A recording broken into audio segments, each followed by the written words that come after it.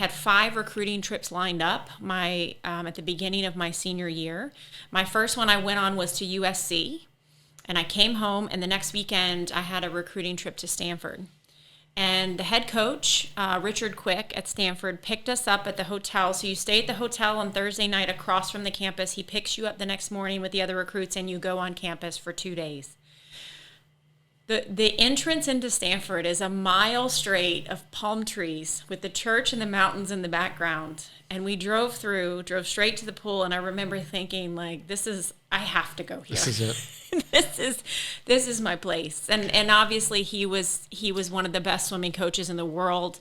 And I knew I would have walked into a team. I think we had 10 Olympians on that team when I was a freshman.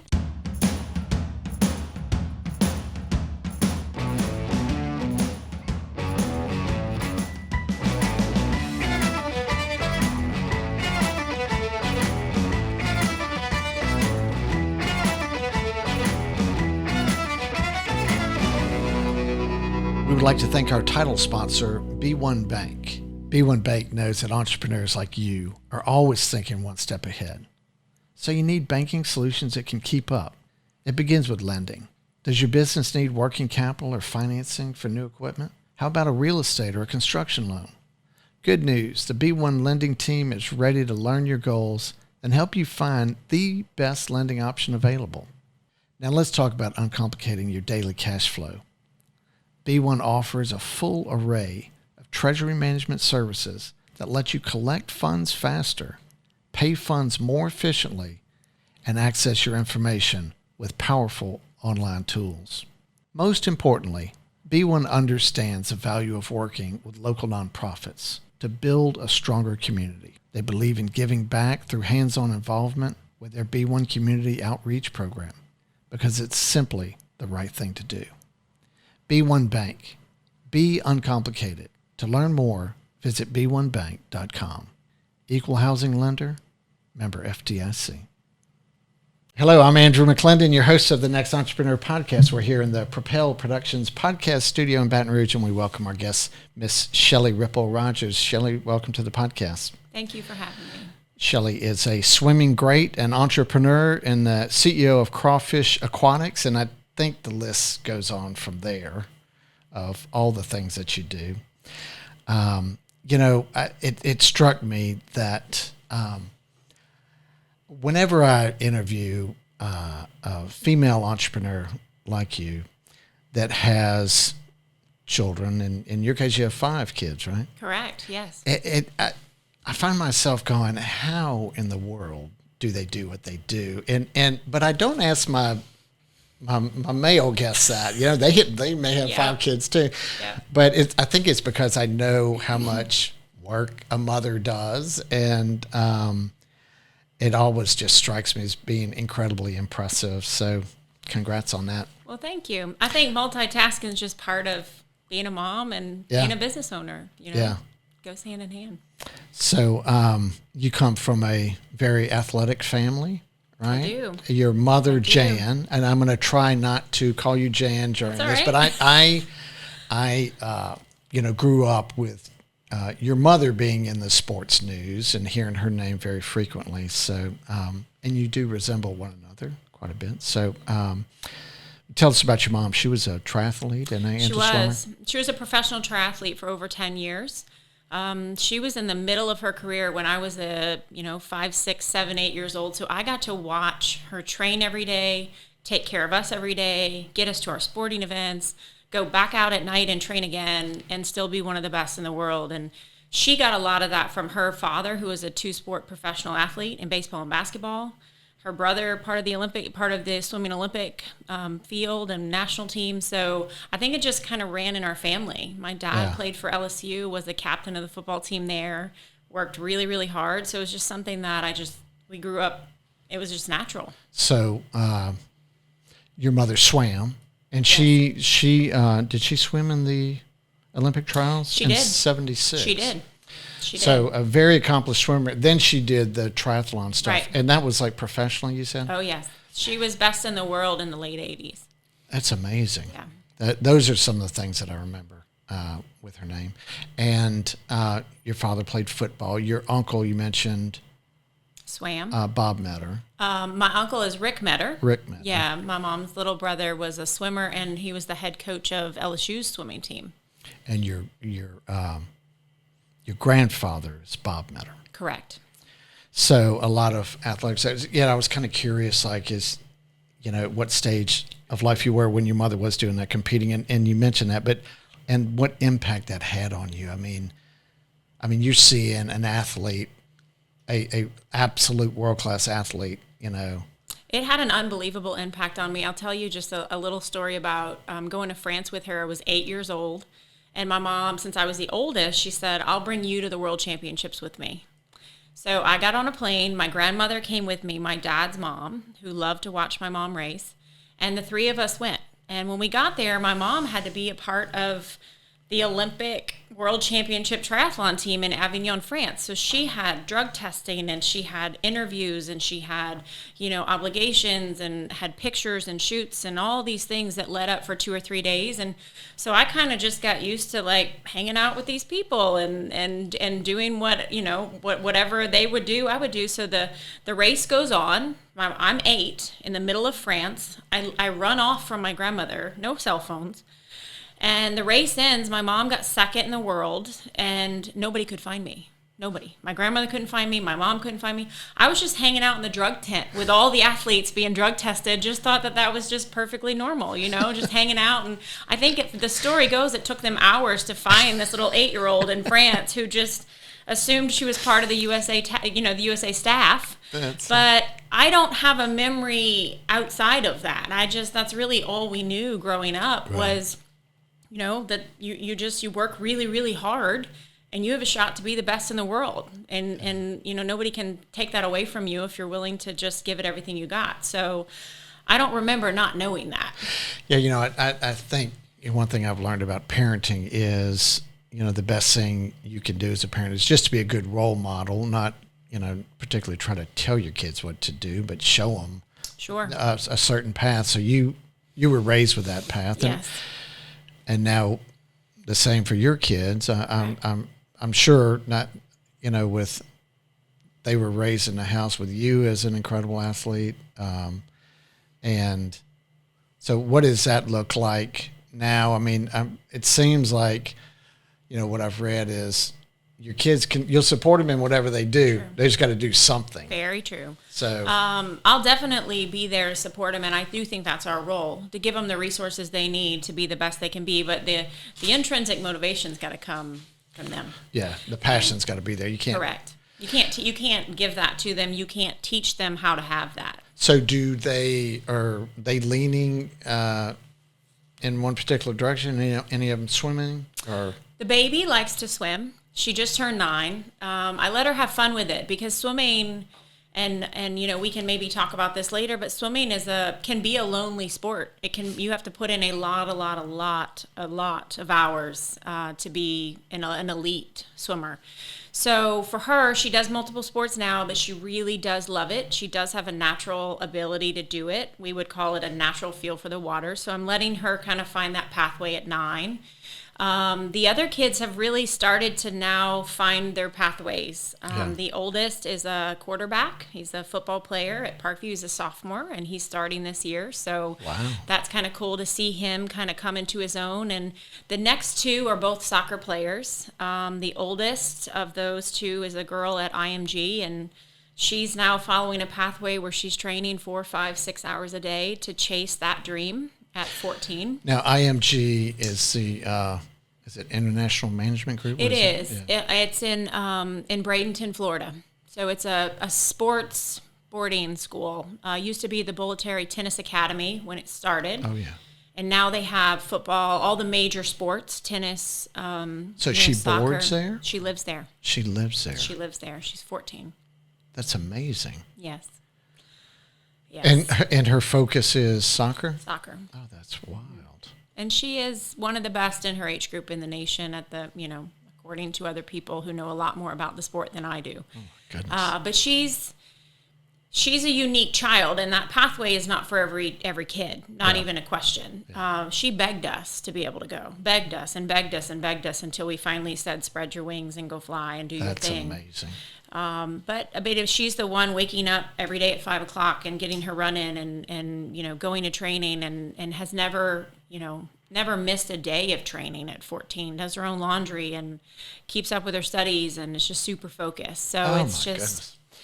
Yeah, I think it's just like you said, you model it, but she not only saw that from me, she saw that in my parents and in the way that they still live and the way that we all are. So I think it kind of just came natural. So going back to when you were about her age, you were swimming and being very successful, and I read that you were like traveling at a young age internationally for competitions.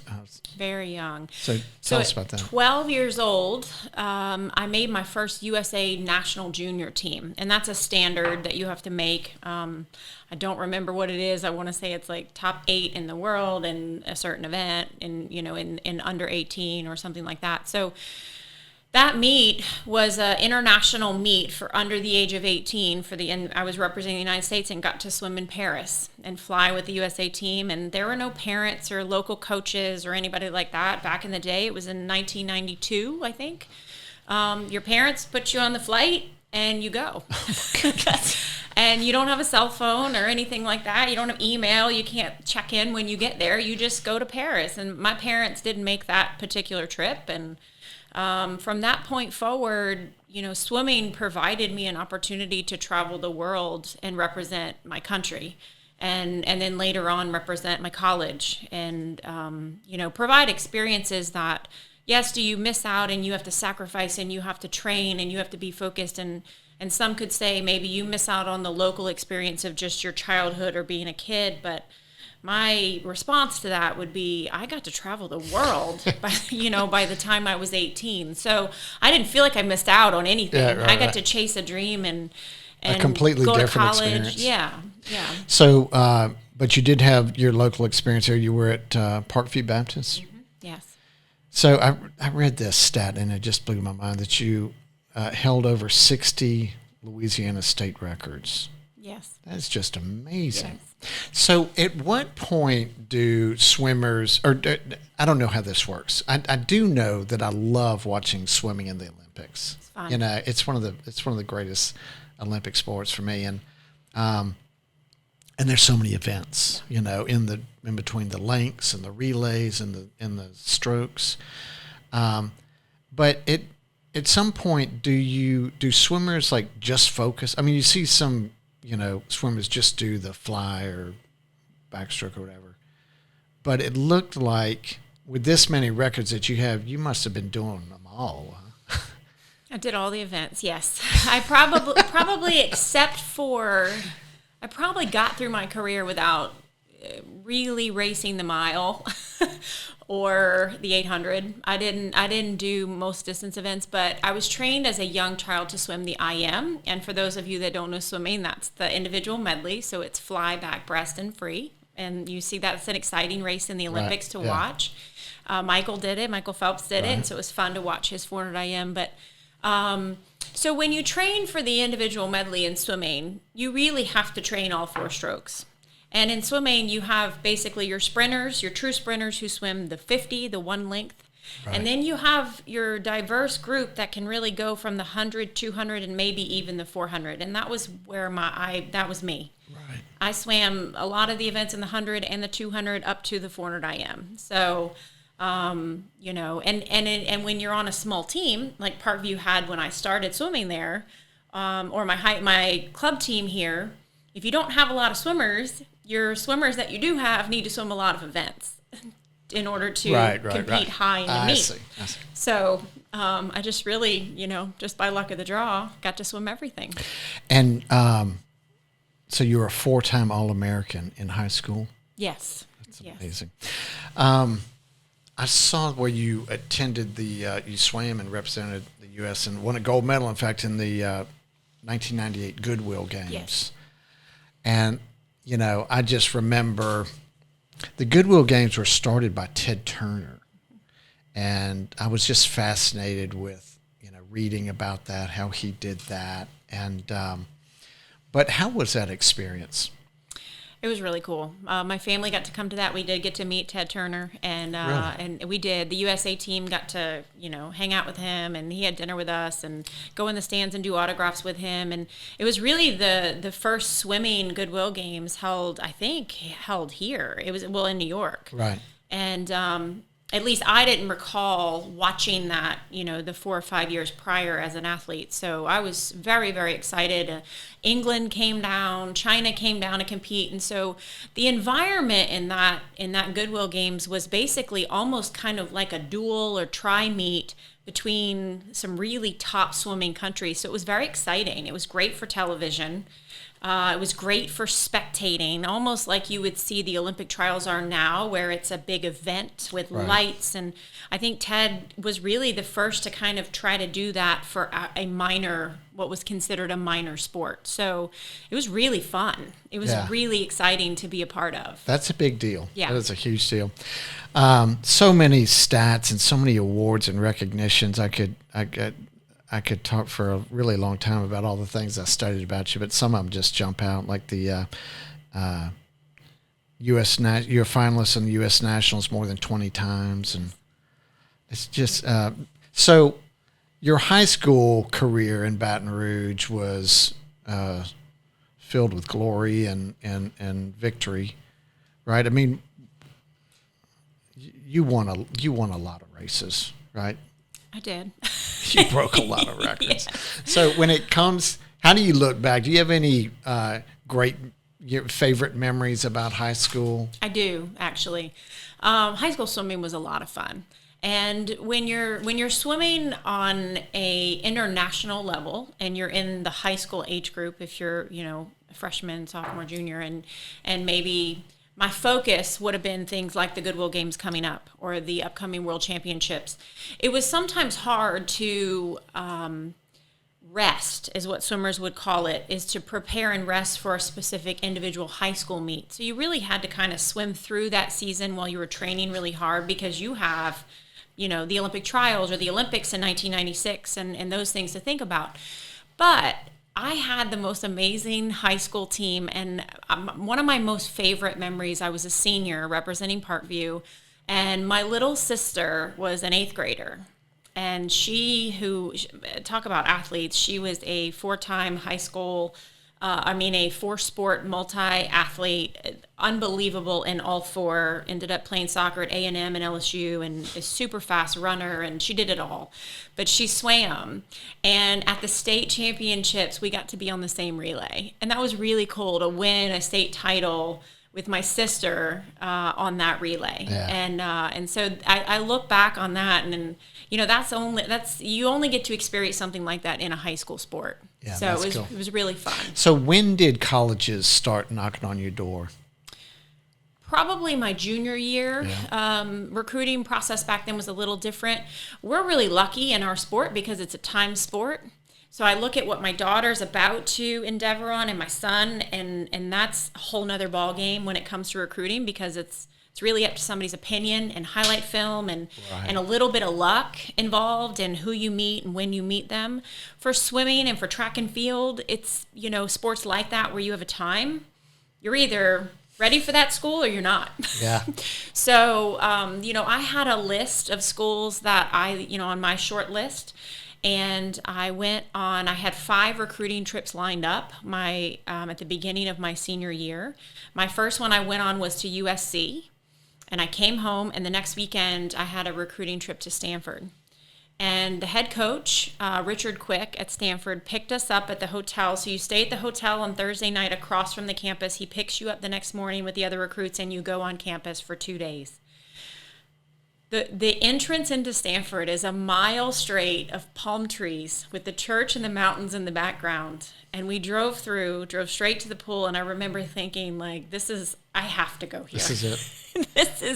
this is my place. And obviously he was one of the best swimming coaches in the world. And I knew I would have walked into a team. I think we had 10 Olympians on that team when I was a freshman. Oh my goodness. And my goal, and I can relate this to business now, I tell my kids this all the time. My goal when being recruited was I wanted to go to a place where people were way better than me. Yeah.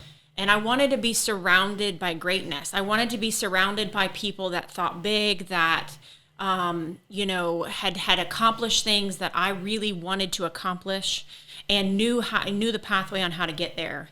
And we had some of the best post-grads in the world on that program that had won multiple gold medals. Jenny Thompson was already there. She was the most decorated Olympian in history until this Olympics. And so, for me, it was really a no-brainer. When that scholarship was offered, I actually canceled the other 3 trips. I didn't even go on. Oh, that's amazing. So I just knew, like, this is the place I want to be. So I read a book by Rich Roll.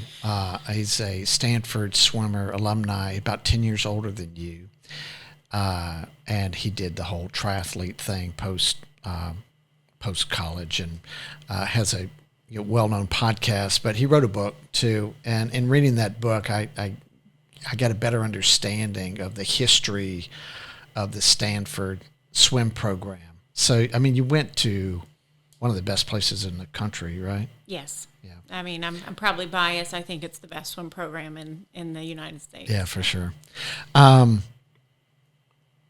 So one thing that I also learned from that book is I got a little snippet of what a collegiate swimmer at that level, how much they actually swim. And it's really kind of mind-boggling. So I was wondering if you could share like your Sure. personal experience Sure. of like how much you guys would swim, on a hard day, or however you define it. So a typical day would be for us, and this was an exact day for us. We'd wake up around 5.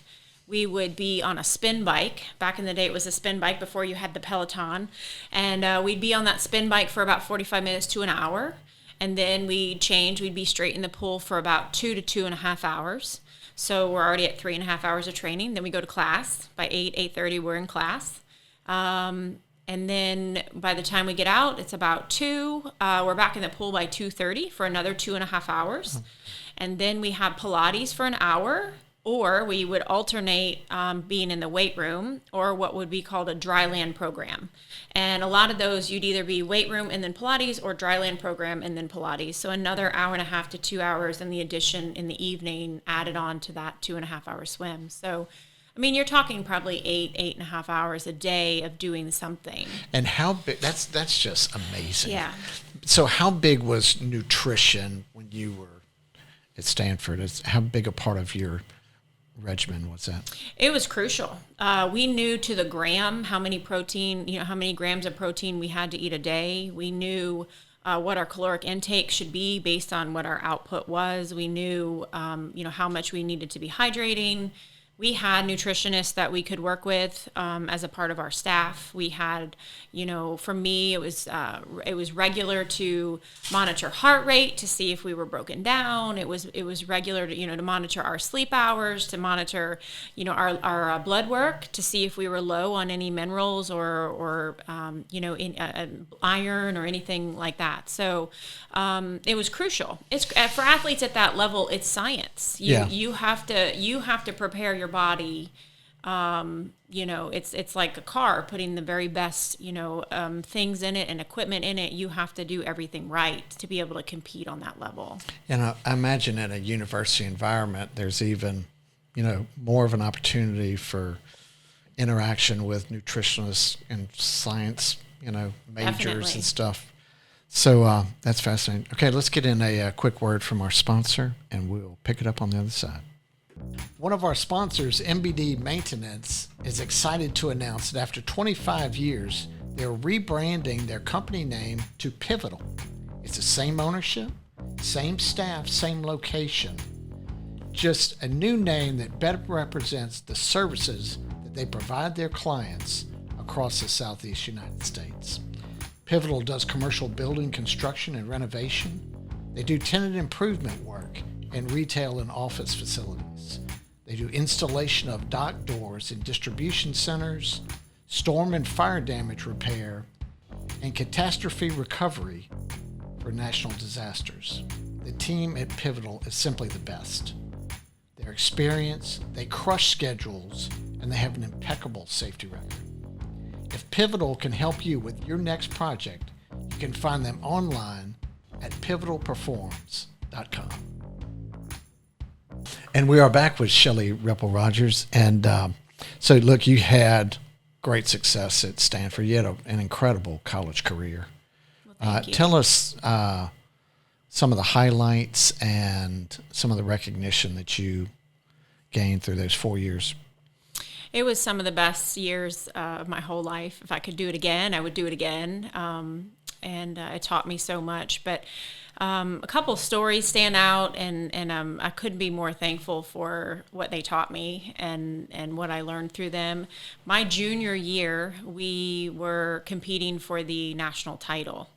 And Stanford every year was competing to be the best in the nation. It's just what it was, and it was just we were there to uphold the tradition for so many years that had come before us, and we knew walking into that program that you're expected to win, and that's what you do. And this is a team title. It's a team title, and in college swimming, it's really the only time in the sport of swimming that swimming becomes a team sport. It's not really a team sport in high school. It kind of is, but you also have so many kids that are competing on an international level, and they may be missing high school meets in certain states, and there are certain states where the top swimmers don't really swim high school because they just can't do it with the seasons, the way that the seasons run out. So in college, it becomes a true team title, and it's a big deal. Right. And Stanford, not only for our swimming team, but Stanford as a university just has a very high expectation for their student athlete. And they expect those athletes every year to fight for the Sears Cup. And they want to win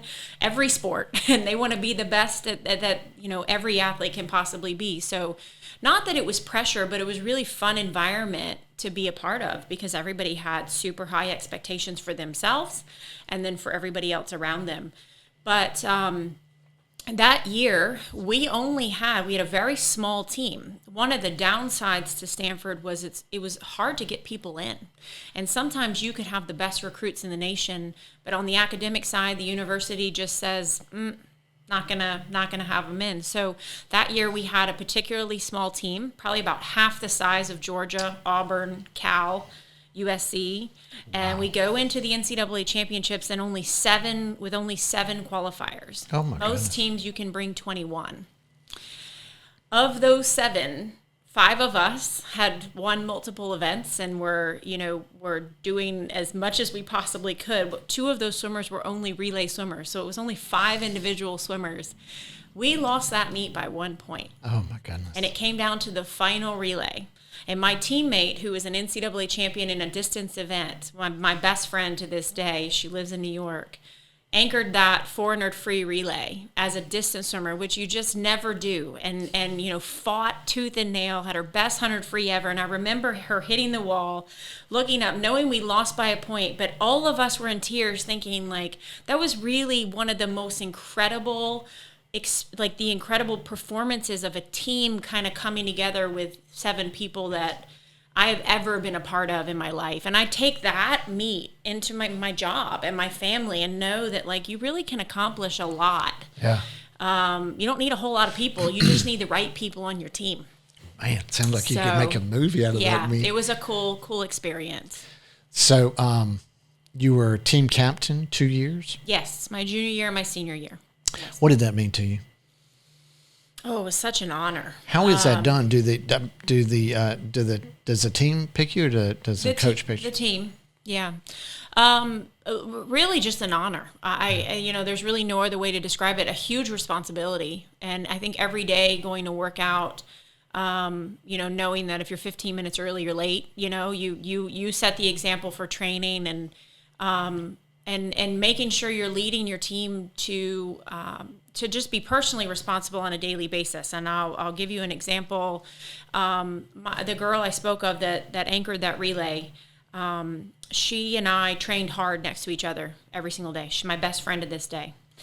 And there were a couple days where we had some training sets that we were next to each other, pushing each other, and I won't get into the specific strokes, but I remember one set in particular where we were fighting tooth and nail for this set. And so you're swimming back and forth and you stop and you look at the clock and you swim back and forth and you stop and you look at the clock, and you had a designated amount of rest in between.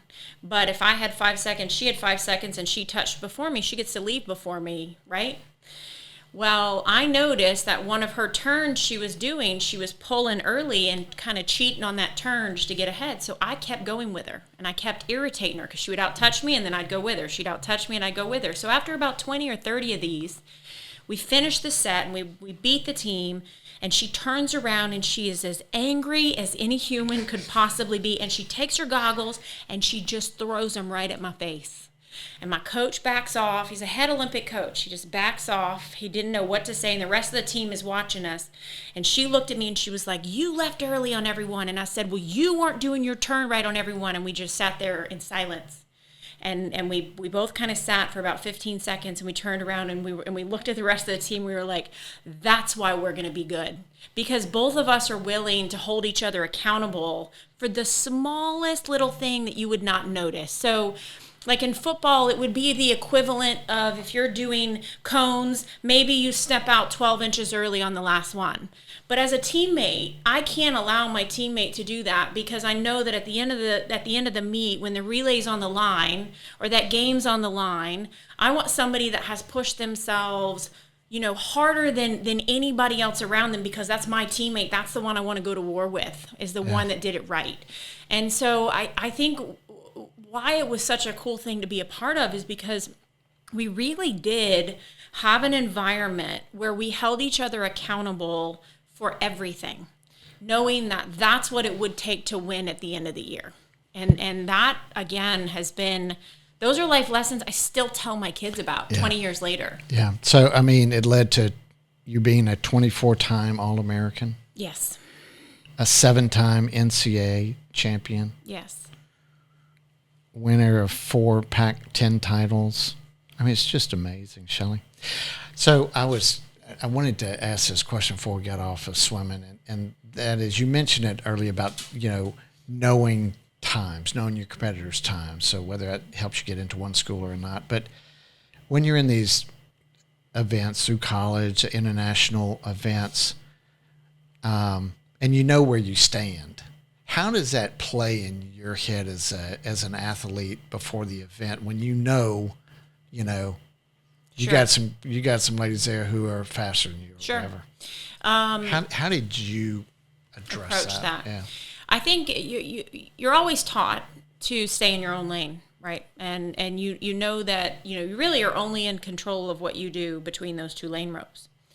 However, on the preparation side, swimming is extremely technical, and the times are not just the overall time for the event, but every 25 of that 200 really matters. So we knew how to analyze our start, our turn, our underwater time, how much time how were we breathing. So if I did a 100 fly and I took 10 breaths, and the breaths took X amount of time, this race, I've got to take 8, and I've got to be underwater for this amount, and I've got to have my turn go from 0.7 per turn to 0.55, which is 15/100ths times 7 turns. Knowing I execute all those things correct, I can make up the difference between lane 4 and lane 2.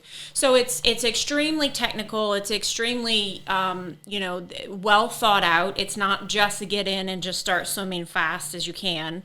And then you always have to analyze your own race. So I know, whatever time I was entered in, I may have taken it out too fast and not come home well. So my strategy may be different. I may go out a little smoother and have my middle 100 be really, really fast.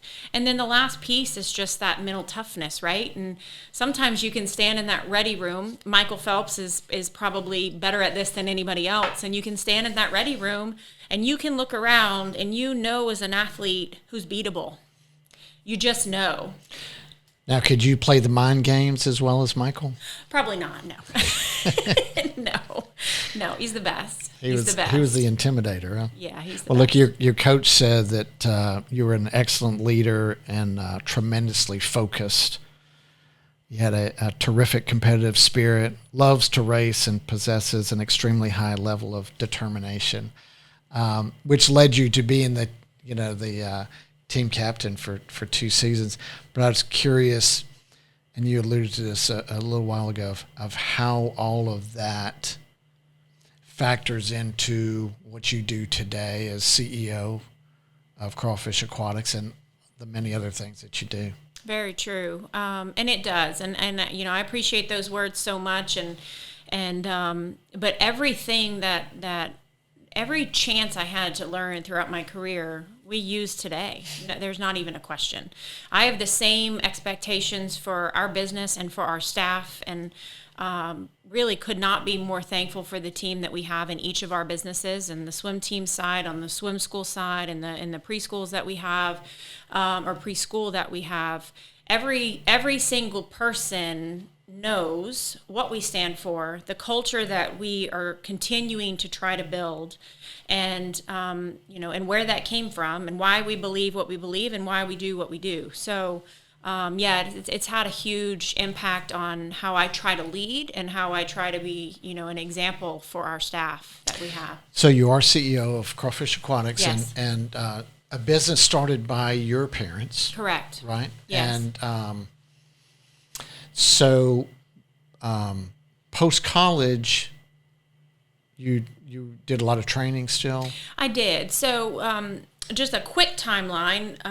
Crawfish Aquatics was started in 1998 around my parents' kitchen table, 2 or 3 people, and started with just a small swim team. And my mom started the first ever swim lesson program, and that has grown across multiple cities. I graduated in 2002 and decided to swim and try to continue my professional swimming career for a while, and did a lot of private lessons and other things. Had my first child. I dabbled in journalism and a little bit of writing, and tried to kind of figure out my pathway while training and having a new family. And then in 2011, took over as CEO of Crawfish Aquatics. And at the time, we only had, we were starting our second location in Lafayette. So from what I understand, as far as swimming goes, there's teaching kids how to swim, or right. or maybe adults how to swim, and then there's more competitive side of it. Yes. And when Crawfish Aquatics started, were they trying to do both? We started with just a swim team and a master's team. So a master's team is adults, 18 and over. A lot of triathletes are part of local masters teams to try to stay in shape and swim. We had a very small masters team, and we had a very small competitive group of swimmers that wanted to be a part of this new location on Bluebonnet in Baton Rouge. And then within the first year, my mother developed her own swim lesson curriculum and had been teaching swimming her whole life out of her parents' backyard, and in New Orleans when I was a baby, she taught swimming. She was extremely experienced in swimming lessons and had a very unique ability to relate to a child who was fearful, and she knew what to do. She knew how to develop that curriculum, and really we owe that all to her. She was fantastic in laying the grounds for why we teach the way that we teach.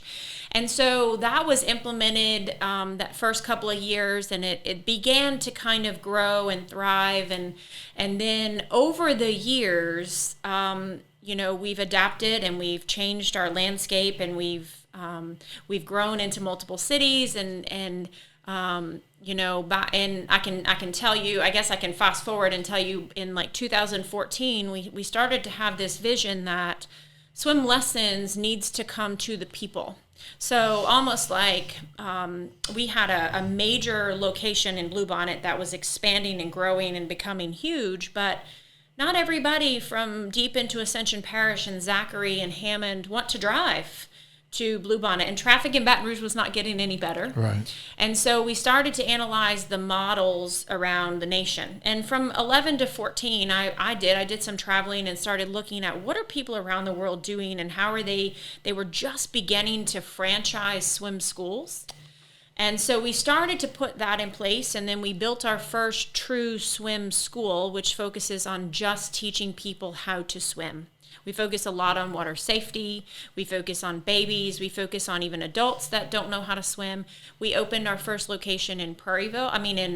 In Seguin, in Baton Rouge on Seguin Lane, and then 2 years later we opened in Prairieville. And my hope would be to continue to open more swim schools. We did have plans to do so. Pandemic hit, which, navigating that for everybody in the world has been unique, but it will definitely happen where we have another one. What did that do to your business, the pandemic? It was tough. Gyms were shut down. Yeah, and we things shut like, down. You shut down. We shut down for a couple months. Proud to say we didn't let go of any employees during that time. I think we did our very best to navigate those waters, as good as we could. It was hard, though, and it was hard to bounce back. I'd say we probably didn't fully bounce back from 19 until at the end of 19 when that pandemic began to hit until this summer. We probably bounced back full time starting in May. We probably got back to full capacity. So was PPP, that loan program, instrumental in helping you? Very much so. I tell you, I think that's one of the best programs I've seen, and I've seen it help so many people survive, so many businesses survive that time, and we were able to pay all of our employees. We didn't have one. We didn't have one furloughed in any location, which is exactly what it was designed to do, and a lot of government programs don't quite work that well, but I really do think that one did. I agree. Okay, so. When you look at Crawfish Aquatics, that is the business that's separate from the Crawfish Swim Schools. Correct. They're in different facilities. Correct. They are. They're different LLCs. We, as a senior staff, are involved in all of them. Right. Right. And I oversee all of the businesses. But we've learned. You can't really have one without the other, I think. And technically you can have just a swim team. But I think for what we do and what we try to offer is our goal is that any person in the entire community can walk to our company as a whole, and we have a place for them. It doesn't matter if you're 52 and you've swum your whole life. It doesn't matter if you're 60 and you've never touched water before. It doesn't matter if you're 6 months and you want to do a mommy and me, or you're 8 and you just want a refresher before vacation, and then maybe you want to be on a swim team one day. It doesn't matter. And at any point in the year, you can walk in and we will find that particular group that best suits you. And I think you have to have both to do that. You have to have one that's feeding the other. And so in order to have a competitive elite swim team, you have to have the foundation first. Those kids have to have a swim lesson program that feeds in just to support the business. But also, swimming is so technical, like I said earlier. So if you're learning the wrong foundation of swimming, those habits are very difficult to fix at the next level. I do Zoom training with all my employees throughout this pandemic. And so my last session in October, I did an entire Zoom session on just proper body position and floating. And that's with all of our staff, because they have to understand. And just like I have to understand, how important the foundations are to run a business, it's so important to learn how to float properly in order to be able to swim properly at the elite level or at the baby level. So, I do believe that they really help each other out, the businesses do, and could not be more grateful for the way that it has, evolved. So when you say team, the Crawfish Aquatics team, that is how many members would be on this team? And it fluctuates, but isn't that like all your customers? Correct. Essentially? Correct. And so when they come to Crawfish Aquatics, they join Crawfish Aquatics, but they're joining the team. Correct. Is that how it's looked at? Correct. Okay. Yes. So we have a team. We're the state champions the last 10 years or so in the state. So our locations for our team are Lafayette, Thibodaux, and Baton Rouge currently. And that's one team. We just have satellite locations, right? We employ those coaches. We are all part of the same training. We meet weekly to design workouts to make sure everybody's needs are being met, and meet with our coaching staff. On that team, I'll break down, the team would include our developmental swimmers, our young swimmers who want to compete in those meets, not very competitive meets, but are learning how to compete, all the way through our seniors in high school who are at the elite of the elite trying to swim in college. That team, I would say at any one time, 800 to 1,000 kids on our team.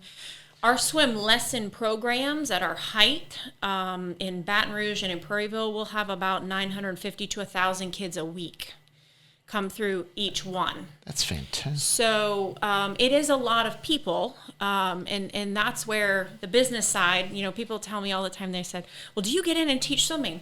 Well, no, not anymore. I don't do it anymore because the management side is so vital. But so how big is your staff to do all that? So in the summer times where we have, those high numbers coming through in the swim schools, I would say about 25 at each swim school. So maybe 50 employees, plus we have 3 directors, one at each site, and then one that fluctuates between that I work very closely with. And then between the 3 swim team sites, we have about 12 to 15 on our senior staff that are, full-time, and then another 25 to 30 part-time, coaches. So, at our end of the year banquet, I think in 19, we must have had close to 100. It's amazing. 75 to 100 or so. Fantastic. Okay, Shelley, let's take another quick break, and we'll get a word from our sponsor, and we'll be right back. We would like to thank Gear Train for their support of the NXT Entrepreneur Podcast. Gear Train is a national program management company that specializes in the inspection and audit of conveyor systems, VRCs, robotics, and material handling equipment. Gear Train also manages routine maintenance and repair programs, as well as emergency callouts for clients all across the United States. Gear Train technicians have the experience to keep your automated equipment systems running at peak output. For all of your inspection, audit, and maintenance needs, reach out to Gear Train. They can be found online at geartrainperforms.com. And we are back with Shelley Ripple Rogers, and so you've got quite an operation going, but there's more, right? Sure. You've got a daycare business as well. Tell us about that. So give my dad full credit for this vision. My dad adores children, loves kids, and believes wholeheartedly. And when you run a business, you're there to serve the community and meet the needs around you. So when we built a facility in Prairieville, we built a development in 2018. And in that development, we have a satellite dental practice. He has one in Baton Rouge, so we have a second one there. We have a PJ's Coffee, which I love. I love coffee, and I love PJ's Coffee. So we put a PJ's there, and we built a swim school. And on the end of the development, we built a little preschool called Mudbug Academy. And the goal for the preschool was, one, the kids that come to school there, they go through age 4, have the opportunity to swim during the day if they would like to, because the building is connected. So they do have the opportunity from 2 to 4. Their parents can pick a day a week, and they can get a swim lesson done while they're in preschool. How about that? You really can't do that anywhere else. And then we made it's a faith-based, movement-based type of a school. So we want to make sure that kids not only get the intellectual side, and they do get a great little curriculum with wonderful teachers. They really do have fantastic people as a part of that program, but they also get to exercise and go out on the playground and move and have some sort of a curriculum of revolving around that. So, that was his vision, and I think we've kind of made that come to life. Our school is now full, and we absolutely love having that as a part of our development there. Yeah, that's fantastic. Yeah. Okay, so this development, y'all are the owner. It's all owner occupied. Owner occupied. Yes. The 4 businesses are Ripple family businesses, yes. So Mudbug Academy, and again, that's your first and only location. Correct. At this time, right? Yep. But you're full, and you've got your swim school, your PJ's Coffee. So How did that, where you went and got a franchise for PJs? I did. I bought it in 17. Yeah, the year before. And honestly, it just fit. Each of those businesses complements each other. Right. So you can imagine, and this has always been our philosophy, if I'm a mom and I have 2 young babies and I got to get out and go to swim lessons, I need a place we have a pond in the back and a walking path. So they can, and picnic tables and lights, and they can go out. We stock the pond too. So you can go out, grab a cup of coffee, fish, wait the 40 minutes for your swim lesson, or drop your other one off at the dentist, walk out, go get some coffee, go fish. We have fish food. They can go and feed the fish. And so it's a place where it's not just, I'm just going to go to the dental office and right. wait for an hour. I have something right. I can do if I have other children, or if I put both my kids in swim lesson, mom gets a 40-minute break and can get an espresso and sit there and have a moment. So it's just about a family. It's about meeting the needs of a family, and it's a cool little spot. That's fantastic. God, how efficient. Yes. Yes. So, okay. So how have you liked that? I mean, so that's kind of puts you in a little bit of category of a developer kind of thing, doing your own deal. And yeah. I mean, is that something you would do again? I think we would. I've had talks with my dad about other areas, doing something similar, maybe not 4 businesses, but 3. I don't know if we'll replicate the preschool again. We haven't discussed that. It really works for that place in Ascension Parish with that many young families, so the demographics would always have to work. I also would envision that we would have more swim schools. So Lafayette is on our radar to build a swim school. I've actually looked at property there extensively. It's strange, but there's not many swim schools. If you go down the I-10 corridor towards Florida, there's not many opportunities for swim lesson programs. And if especially when you get into Florida in the Pensacola area, there's really not many lesson programs at all. And I find that very strange with the amount of bodies of water and how many people have pools in that area, and how many young families live there. So a goal of mine would be to build more. I don't know what that timeline is going to look like, because we do like to, build when we're ready, and to be able to financially, do it in a very smart way. So right. I think Lafayette will be next. Because we already have a presence there, and there's a big need in the Broussard, Youngsville area right. for one of these, and then we'll continue on there. And another thing in my head that I would like to do is to not make swimming lessons a requirement, but change the landscape in which people think about swimming lessons. It is the number 1 cause of death in kids under the age of 5 is drowning. And it's preventable. And that's the part that's so hard to accept, because we see these families face to face when they lose a little child and they lose a loved one to drowning. And it happens every year, and it happens a lot in our state. It's absolutely devastating. The country of Australia has passed numerous laws, and one of which is by the time a child gets to the age of kindergarten, it is mandatory for them to have some sort of swim lesson program. And I don't know if, how they did a voucher program or what they did for people that could not afford it, but I would like to make sure that all kids have swimming lessons before they get to a certain age. And we do a number of lessons every single year. We do about 500 or so that we give away, and we help transportation and provide suits, and we want to continue to do that and grow that within our state. But somehow, I know it's on, the legislation in Florida has already been written to try to do something very, very similar. And I know there are people fighting to try to do this on a national level, but it is not, swimming can't be thought of as an activity. It can't be thought of as, I'm just going to go get physically fit with my child in the little gym. Swimming is vital where we live, with the amount of water and pools, and every child needs to learn how to swim. They don't just need another safety harness. They don't just need floaties. And there's so many stories about, toddlers that have drowned, surrounded by adults Correct. Who just turn their backs just for moments, or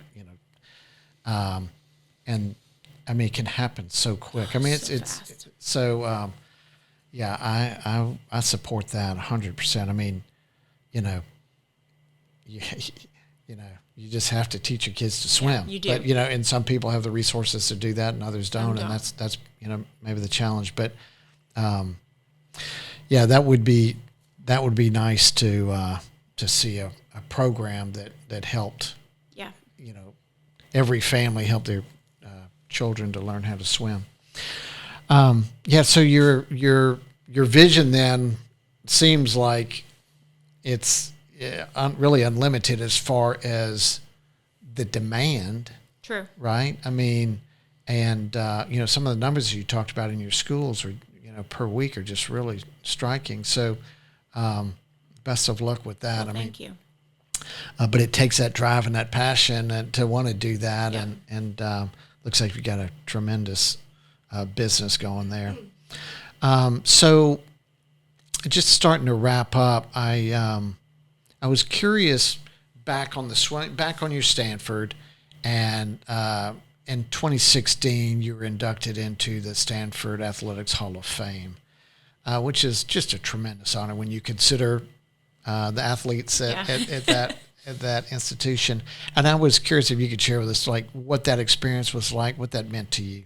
It was very special. It was extremely special. I remember getting that phone call from the AD earlier that year in 16, and just sitting there quietly with my eyes kind of had tears in them, just thinking like I couldn't believe that I was, being honored for, like you said, there were so many people around me that I was chasing to try to be like and to emulate, and to be recognized was really, really special. And then the entire event, to be surrounded by the people I was surrounded with there, and to meet people there that I had not met at the university prior. One of the gentlemen that sat with us at the event had invented GPS, and he was the father of the entire engineering department and had donated all the buildings. And I just thought he was in his 80s, and he was sharing stories with me about when he was at Stanford, and I sat there just in awe of the people around me, and the fact that I was like picked to be in that environment was just